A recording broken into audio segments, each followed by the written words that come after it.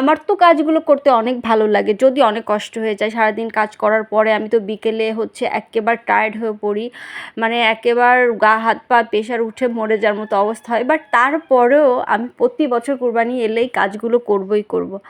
এখন আমার কাছে করতে ভালো লাগে। আসলে আমাদের তো কোনো ভাই নেই, যদি ভাই থাকতো তাহলে হয়তো এইসব কাজগুলো আমার ভাইই করতো। যেহেতু ভাই নেই সেহেতু আমরা সব বোনরা মিলেই কাজগুলো কমপ্লিট করে থাকি।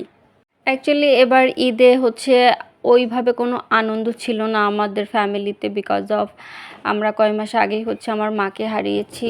আর মাকে ছাড়া প্রথমবার কুরবানি পালন করছি, আসলে এত ফাঁকা ফাঁকা লাগে বাড়িটা মাকে ছাড়া।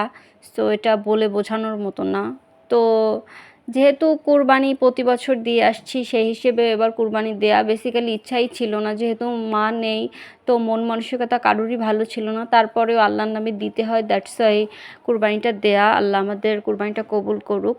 আর আমার মায়ের জন্য আপনারা সবাই দোয়া করবেন, আমার মা যেখানে আছে যেন ভালো থাকে, আল্লাহ যেন আমার মাকে শান্তিতে রাখে। তো এই যে আমাদের মাংস কাটাকাটি একেবারে শেষ পর্যায়ে চলে এসেছিলো। সো আমরা এগুলো কেটে সব গুছিয়ে তো মানুষদের মাঝে ডিস্ট্রিবিউশন করে দিয়েছিলাম। সো বিকাল হয়ে গিয়েছিল আর আমি এই যে শাওয়ার নিয়ে একটু জামা পরে ছাদে এসেছিলাম দুই একটা ছবি তুলতে। তো এভাবেই হচ্ছে ঈদের দিনটা আমার কেটেছিল, কারণ আমি তো কোথাও বের হতে পারিনি, সারাদিনই হচ্ছে মাংস নিয়ে বিজি থাকি। কুরবানির ঈদের দিন হচ্ছে বের হওয়া হয় না।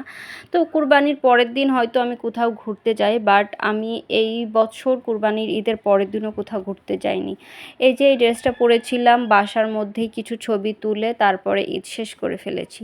তো আমার কুরবানি ঈদ তো এবার এবছরই এভাবে গিয়েছিল। আপনাদের কেমন গিয়েছে কমেন্ট করে জানিয়ে যাবেন। সো আজকের ভিডিওটা এই পর্যন্তই, দেখা হচ্ছে নেক্সট ভিডিওতে। সবাই সুস্থ থাকুন, ভালো থাকুন, আল্লাহ হাফিজ।